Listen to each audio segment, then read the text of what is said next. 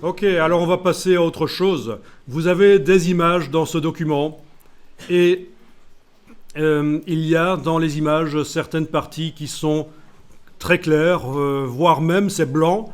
Et donc, quand on va imprimer, qu'est-ce qu'on va voir ben justement, sur cette page 4, je pense qu'il y a quand même des parties qui sont tellement claires que c'est le blanc du papier qui sera visible quand on va imprimer. C'est la partie la plus claire quand on imprime, c'est évidemment la couleur du papier, on est d'accord. Alors, je vais vous révéler une astuce qui permet de faire en sorte que vos images aient l'air davantage lumineuses quand on imprime. Est-ce que quelqu'un connaît l'astuce par hasard? Vous n'avez pas une petite idée?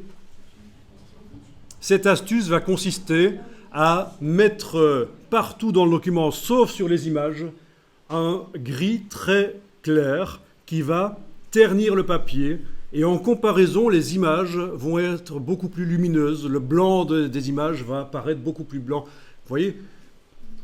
Ce sera la partie la plus claire. Le blanc des images sera la partie la plus claire des pages. Parce que sur le reste des pages, là où il y a du texte, etc., il y aura un léger salissement du papier. On peut aussi mettre une image d'un papier recyclé, par exemple. On scanne un papier recyclé, ou alors sur le web, il y a plein d'images de papier recyclé avec les petites fibres, vous voyez. Et on peut donner l'impression que ça a été imprimé sur du papier recyclé. Le résultat sera le même. Aux endroits des images, le papier recyclé ne sera pas visible sur les parties blanches et elles seront bien lumineuses. Pourquoi est-ce que quelqu'un aurait l'idée saugrenue de mettre en fond de page une texture de papier recyclé pour donner un aspect écolo, parce que bon, c'est marketing, il faut que les gens achètent, on s'en fout si on les trompe. Quel intérêt, pourquoi pas imprimer directement sur le papier recyclé? Pardon?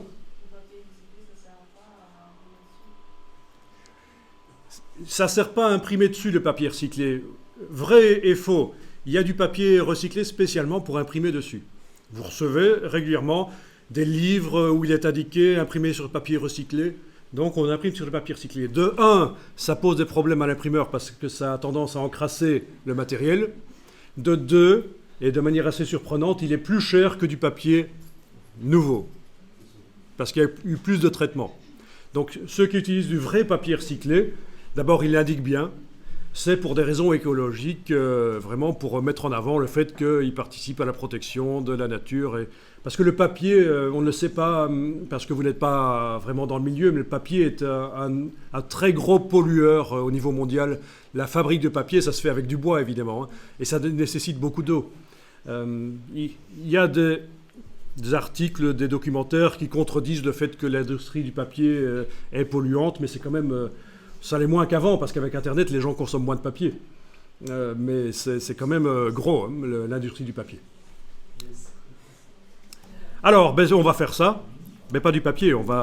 Du papier, si vous avez l'occasion d'en faire vous-même un jour, c'est sympa. Un petit atelier création de papier. Avec du papier journal, vous le mâchez, vous faites du papier, vous allez voir, ça peut être sympa. Si par la suite vous voulez animer ces vacances-ci des ateliers pour les enfants ou quoi...